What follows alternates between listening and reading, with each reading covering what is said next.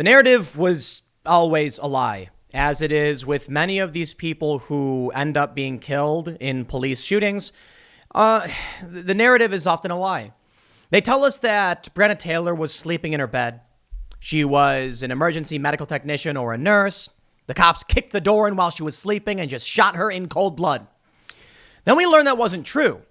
And actually, they were serving a warrant because her boyfriend was wanted for questioning or in connection with some other crimes.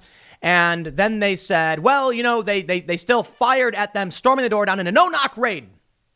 Okay, then we learned it wasn't a no-knock raid. Actually, they had a special provision. After knocking several times and not getting a response, they kicked the door in. They were then shot by the boyfriend of Breonna Taylor while they were both in the hall, Breonna Taylor and the boyfriend. And the cops returned fire. And Breonna Taylor got shot several times and died. It's tragic. It shouldn't have happened. But sometimes these things happen. I mean, what should we do if someone's accused of a crime, her boyfriend, and the cops are serving a warrant? They knock, no one answers.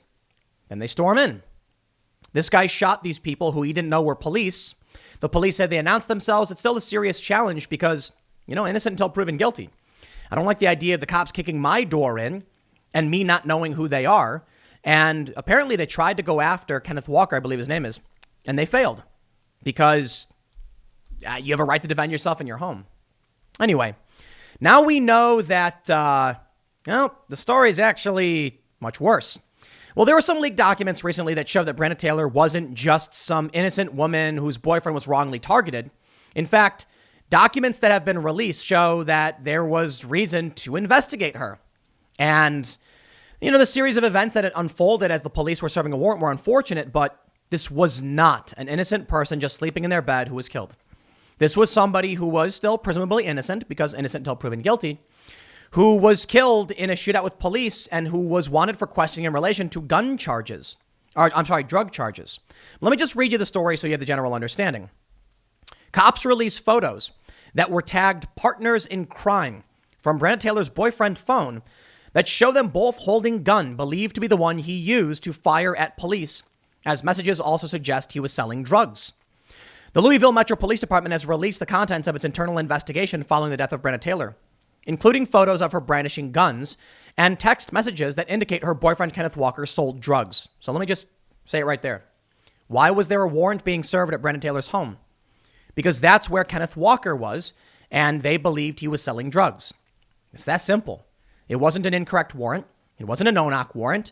And it's unfortunate that she lost her life, but this was investigation of a crime. On Wednesday, LMPD released 4,470 pages, including investigative reports, interview summaries, and evidence reports, as well as 251 videos and hundreds of photos. Taylor's death in a hail of police bullets early on March 13th sparked protests nationwide, and the document dump follows a controversial grand jury ruling that saw no officers directly charged in her death. Included in the new documents are photos of Taylor and Walker posing with guns, as well as text messages that strongly suggest that Walker was involved in the sale of illegal drugs. Walker was a licensed gun owner, able to legally carry in Kentucky. He was not named in the search warrant used to enter Taylor's home, and he was not a target in the drug investigation of Taylor's ex-boyfriend, Jamarcus Glover, that led to the raid on the apartment. So to clarify, it wasn't about her boyfriend at all, so I was wrong about that for sure. Just her connection to her current and ex-boyfriend, I'd imagine, would be probable cause for some kind of investigation. Partners in crime reads the caption at the bottom of the photo, along with a cartoon of handcuffs. In text messages, Walker said that he purchased the Glock from a white boy and that it wasn't registered to him, but he had a bill of sale. In one text message to Walker, Taylor sent an image of herself with an AR-15 pistol. In another, she asks for a picture of the AR-15 pistol to show to a white boy she works with who might be interested in purchasing it, according to new documents. Here we can see this is the image of the Glock that was used apparently to shoot at the police. In the course of the investigation, police also recovered evidence that Walker was involved in the sale of drugs. In police interviews, Walker said that he was not involved in serious criminal activity, but did say that he sometimes personally used marijuana. However, a search of his phone found numerous conversations about drug trafficking, investigators said in the newly released documents. In several chats described in the documents, Walker discusses selling pills to Hooters waitresses. In another conversation, he sent an image of a bag of marijuana advertising it as Cali High Grade Premium Cannabis 1LB, according to the documents.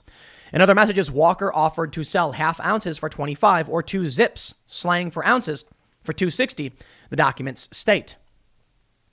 The messages with more than 24 apparent customers span the fall of 2019 to March of this year, just prior to the raid.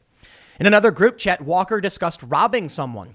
The documents state, Walker asked how much bread the target had, and another person replied that it was at least $25,000. When someone in the chat asked if it was an easy target or whether they needed to do homework, Walker replied that he does his homework on every mission, according to the documents. Breonna Taylor's boyfriend told police they were scared to death when they heard banging on the door because they thought it was her drug-dealing ex. The new documents revealed the police insisted that they knocked and announced themselves, but that Taylor's boyfriend, Kenneth Walker, said that they only heard the knocking and did not hear police identify themselves. Walker said the couple was scared to death because they feared it was her drug-dealing ex-boyfriend. He opened fire down a hallway at the door as the door was breached, striking one officer in the leg, and cops returned fire. It wasn't just the officer's leg, however. It was the femoral artery, which is a kill shot. I'm not saying he was trying to kill the officer, but that's a lethal hit. Fortunately, they applied first aid. The officer survived. Cops believe Taylor's home was the money house where Glover housed the dope, the documents state. But no significant amounts of drugs or money were found there, and investigators later raised questions about the evidence used to tie Glover to Taylor's home.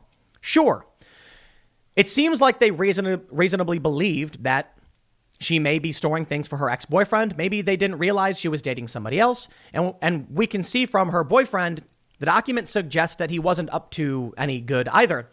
But look, innocent until proven guilty, and therein lies the bigger problem. While I think this shows that, first of all, she shouldn't have died. I mean, that's messed up. But it wasn't that they were searching her home for no reason. There's reason to believe that crimes were being committed. But as nobody was convicted of any crimes, then they're, as far as I'm concerned, innocent. Ultimately, what this means is the cops seem to have been acting in good faith, and this was just a tragic and unfortunate sequence of events. The cops were knocking on the door to serve a warrant, as they need to do, and this individual was seeing someone break into his house, Kenneth Walker, and fired in defense, and then shots were fired back and Breonna Taylor lost her life. The point of this segment is the narrative tends to be lies. Hands up, don't shoot. That was a lie. Right? We know from the AG report that Michael Brown didn't have his hands up. He was attacking the cop. In this instance, it wasn't some random innocent woman killed in her bed. That's just not true. And her boyfriend didn't even say that was the case. But it's propaganda. The left pushes the narrative and the narrative persists. And then people hearing that the cops just killed this innocent woman become extremists. And that's the point. Radicalization. Then you have cops being antagonized and attacked. People say defund the police. They lose their funding. And this results in more anger and animosity towards police. An ill-equipped and angry and anxious police officer then falls into harsher circumstances, and the left is creating a downward spiral where more of these tragic incidents may occur. If you have low morale, scared police, you're going to end up with more panic situations and more death. And then the left will claim, aha, see, this proves it. And they will continue to try and dissolve, abolish, or disband the police, which is just, it's just absolutely insane.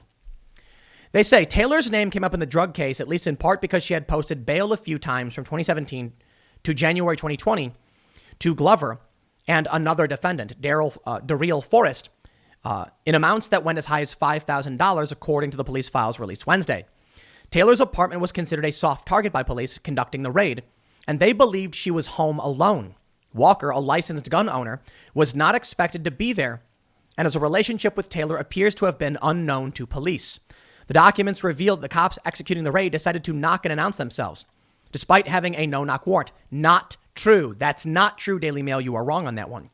It was a standard warrant with a special provision that they could breach the door should no one answer.